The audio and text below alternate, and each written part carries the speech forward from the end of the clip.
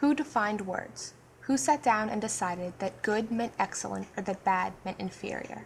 A word is simply a tool in which we express ourselves, and the meaning behind it stems from what we, as a society, have accepted as its suggestion. So what is courage? The synonyms regularly paralleled with courage have powerful connotations behind them. A lot is required of someone in order to be considered a courageous individual. We define it as fearlessness in the eyes of a monster, bravery in the midst of defeat, adventurousness in times of need. I believe, however, that courage cannot be defined. The weight of someone's actions cannot be measured on a scale. Different circumstances arise from different occurrences.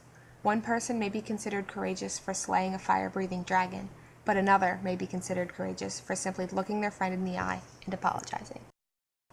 We all live in a bubble.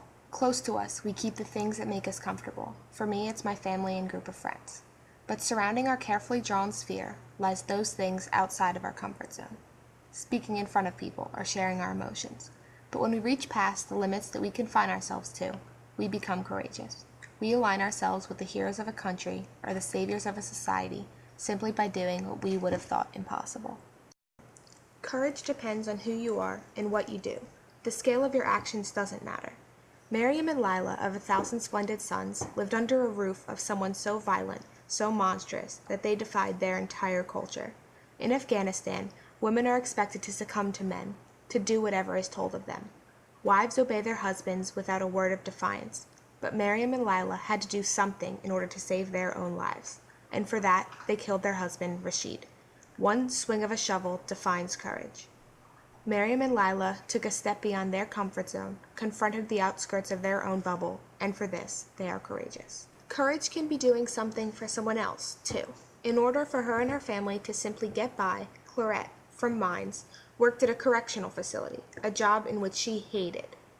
To sacrifice her own happiness in order to make her children live a healthy and happy life required courage.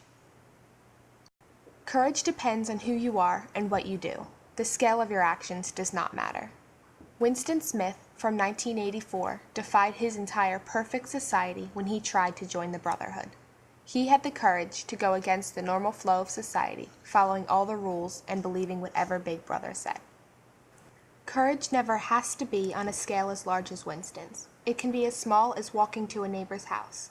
Denver, of Beloved, hadn't left her home in 12 years. She imprisoned herself within her mother and her own mind.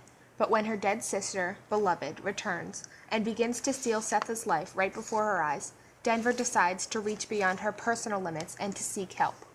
She takes that step, that leap of faith, and this defines courage. To be the bizarre character that you truly are, that's courage. To be the colorful one in a world of gray, that's courage. To be the one jumping from a plane while everyone else stands below, watching, that's courage. If courage is as simple as that, why are so many people afraid?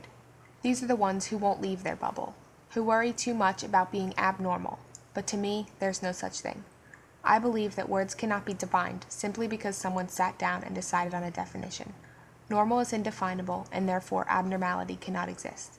Courage does not have a definition. It depends on you, your experiences, and your life.